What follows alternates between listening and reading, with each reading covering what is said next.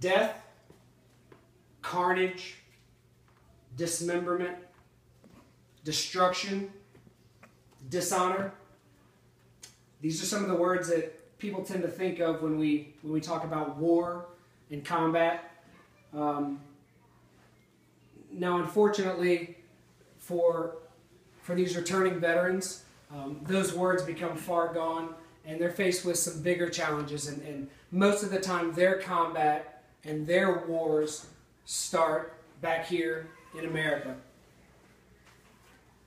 My name is Augie Harris, and after spending 8 years in the Marine Corps, serving 2 separate combat engagements, I've realized that that there's a lot of challenges and obstacles that separating veterans and combat veterans returning home, a lot of challenges that they have to face, and I want to talk about a few of those this evening. One of the first ones I want to talk about, some would say not that important, but it leads into some of the more important things. Employment for these veterans.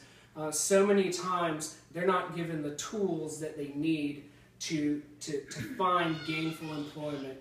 They're not given the resources. You know, a lot of times these guys have been in the service for quite a number of years. They don't know how to, construct a good resume. Some of the other things, dealing with a loss of purpose and isolation after leaving the military. Once these guys and girls are in the military, they're a part of an integral team. They're a part of something bigger than themselves. And when they separate and they go back home, they don't have that same sense of belonging. And a lot of times it leads down a pretty rocky path.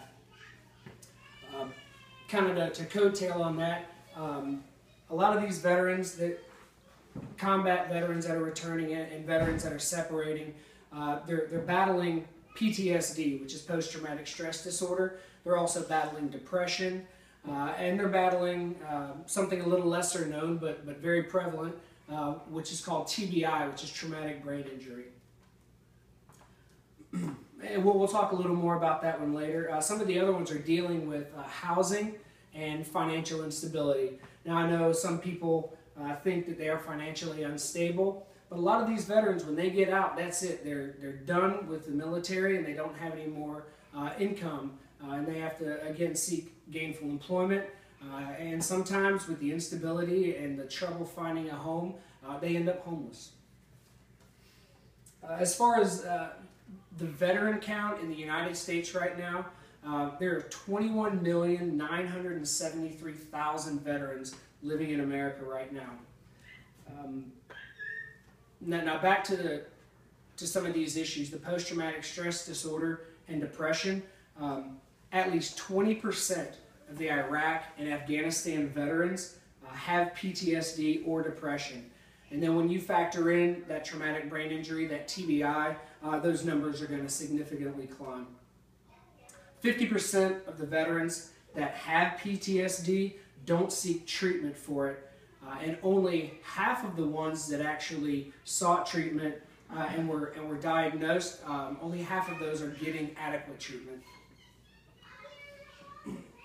To touch back on the TBI, the traumatic brain injury, again, a little lesser known of the conditions, but 260,000 Iraq and Afghanistan vets suffer from TBI. Now, the main problem with these diagnoses and the challenges that they're facing is that these veterans, they don't know where to go for help.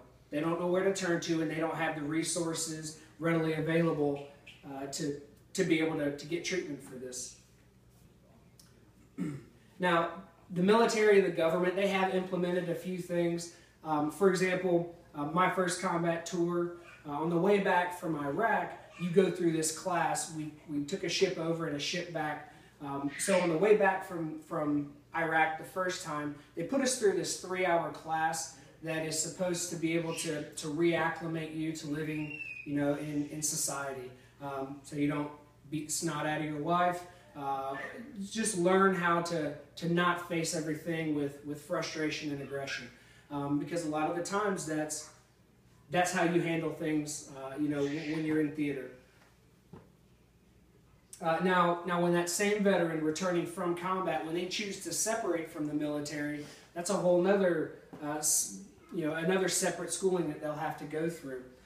They go through a class which is called SEPS, separations class. A little more involved class, but I use that term loosely. It's about a 7-hour class versus a 3-hour class, where they essentially hand you a sheet of paper. It's got some websites on it and some phone numbers, how to build a resume. Here's a website to get a hold of the VA. You need to go register. After that, that's about all you get. So there's no follow-up with it. There's no way to make sure that these veterans are seeking out the treatment that they need. And a lot of times with the PTSD, with the depression, these are things that are onset after the fact, years, months after they get back from a combat zone. Another big problem with separating combat veterans, they have that isolation. They have that sense of not belonging. They feel like they have nowhere to turn. And it's a sad truth, but some of them feel that the only way out is to commit suicide. A recent study showed that 22 veterans every day commit suicide in America. To me, that's just absurd to think that a veteran, or anyone for that matter, feels that they have absolutely nowhere to turn, so to feel that taking their own life is the best way to get out. I feel that it's imperative that these people get help, that they know where to reach out to. Now, currently the government has a goal set forth for the Veterans Affairs that if someone does present a claim, that they have 2 weeks. Their goal is 2 weeks before they're seen to get treatment. Currently the VA runs over a month for anyone filing a new claim, so definitely something that I would like to see changed. Recently there's been a crisis hotline set up for immediate action. If a veteran or someone does feel that they need immediate attention, they can call this hotline. They'll get them in to see someone, have someone talk to them, have someone go see them if they don't have a means of transportation.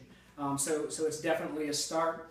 But the bottom line is that combat veterans, male, female, young, old, the veterans that are coming out, they're not getting the support that they will require upon return from a combat zone or separating from the military.